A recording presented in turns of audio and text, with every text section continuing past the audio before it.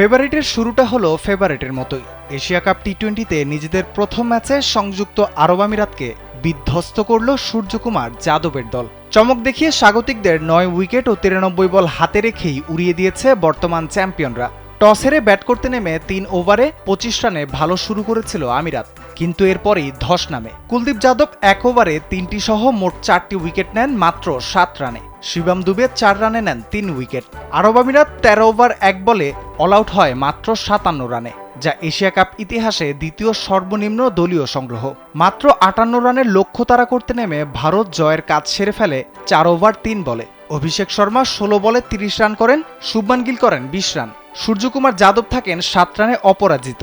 ম্যাচের সম্পূর্ণ নিয়ন্ত্রণ নিজেদের মধ্যে রেখে সহজ জয় নিয়েই মাঠ ছাড়ে ভারত।